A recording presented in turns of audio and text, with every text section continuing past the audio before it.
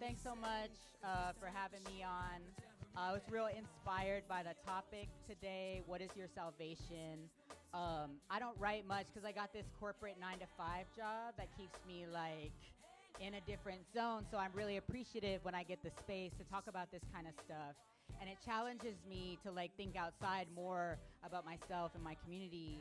And when I got thinking about the topic, what is your salvation, it became really apparent to me that with having all these different identities, all these different intersections, I thought like, damn, like every time I get to thinking what is my salvation, I get roadblocked. I think religion, I think music, I think community, I think money, I think job, and I think like all those things are fucking problematic as hell. Like Catholicism is what my family practices, but like that ain't really our religion. Like that's enforced religion from Spanish colonizers on my indigenous people, right? Like that's not mine. That's not mine. But my grandma, she's devout Catholic and she's a fucking badass. And I am trying to tell her, yo, grandma, like dinosaurs probably did exist. I'm just like, yeah, I believe Jesus, yeah, he came, you know. It's all those different intersections. And I think that that's my salvation, is being able to choose, being able to call out, but also respect everyone's different opinions on what salvation is to them. Make sure it's not homophobic or racist or dumb. But also be like, okay, I can, you know, grandma, that like gives you salvation. That doesn't give me salvation, but I fuck with you. I love my grandma. Shout out grandma. So I got a song here I'm performing, my first time doing this kind of mix of media. So it's Big Sean, 10 to 10. I don't know if you've ever heard this song. You know, it's complicated as hell. It's complicated, you know? I woke up working like I'm Mexican. He ain't Mexican. That mean I work from 10 to 10, then 10 to 10, then 10 again. Nightmares of losing everything boosts my adrenaline. I woke up working like a Mexican. And that means I work a 9 to 5 just to stay alive, a 9 to 5 just to stay alive, then 9 to 5 just to stay alive. How come? I still seem to be motivated by the fact that everyone on my basketball team knew that Adidas didn't have 4 stripes. It took me too long to realize that the Payless knockoffs my mama bought me cost her 5 hours on her feet. But now, all my shoes have swishes and stripes. Y'all know that shit ain't cheap. And I walk around like a billboard just to prove my worth. Each logo representing a price. Money given to me by white people, and I give it all back with each credit card swipe. And what do I have to show? Fresh kicks, dope clothes. My family sacrificed so that I could achieve 100% middle class mediocrity. I woke up working like a Mexican, afraid of the pink slip and unemployment line with brown skin, where the fear of working since I was 16 is reduced to welfare and why we need a wall. I woke up working like a Mexican, and I'm reduced to a language because of my skin, and I can hardly speak it. I'm reduced to a food, and I hardly ever eat it. And I'm reduced to a look on a face when the answer to "do you speak Spanish?" is no. Suspend your disbelief for a brown family with the last name Hernandez that was not allowed to speak it.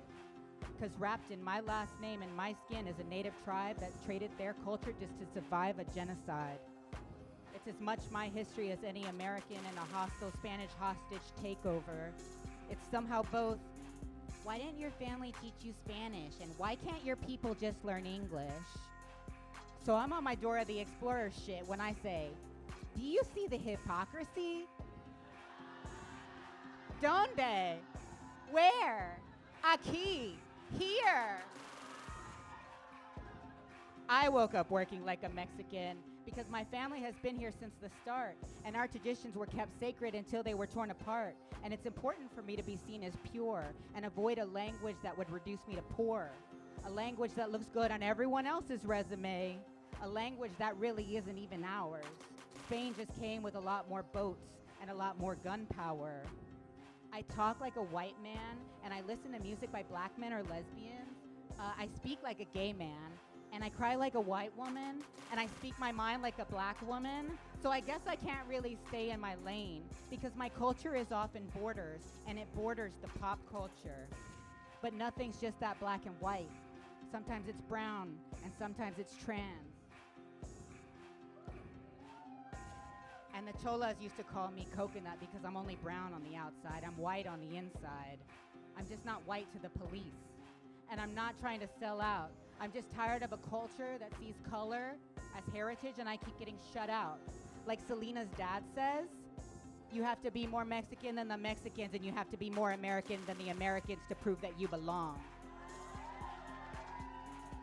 So I'm stuck in between songs. I'm stuck in between Bitty Bitty Bum Bum, and despite all my rage, I am still just a rat in a cage.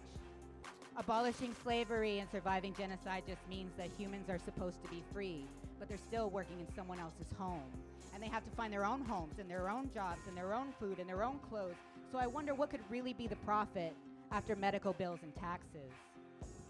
Sometimes it's more than a field. Sometimes they build houses or skyscrapers. So I guess I can't really claim to be Mexican because I work inside of an office building and not cleaning them. And I work in tech, so my coworkers just assume I'm Thai, Indian, or Malaysian. The value of $1 is painted on my skin. And people of color are all too common, just not in the spaces that I'm in. A job-stealing Mexican. Because I work real hard to make internet cash. I work my fingers to the bone sitting on my ass, and I'm a traitor to my race. Because I actually get offended when people think that I'm the bus boy, un vendido. But I'm still serving. I serve a white man pixels in a downtown office building. A Mexicant. It shouldn't be that polarizing to choose between insurance or dreams. Sacrifices for this lifestyle that not even my cotton-picking great-grandma Nympha could imagine. Or my fruit-selling grandpa. Or my mariachi grandpa. Or my mechanic father. My dad and I could talk about this history if only he would call. But my dad's absence in my life is pretty Mexican after all. So I woke up working like a Mexican, with the faith that we had put into education, hoping it would give us salvation and earn reparations and my family some kind of validation that we aren't like them. We aren't the Mexicans who refuse to speak English, and we aren't the Mexicans with chickens in our front yard. We eat at the restaurant. We don't cook or clean there.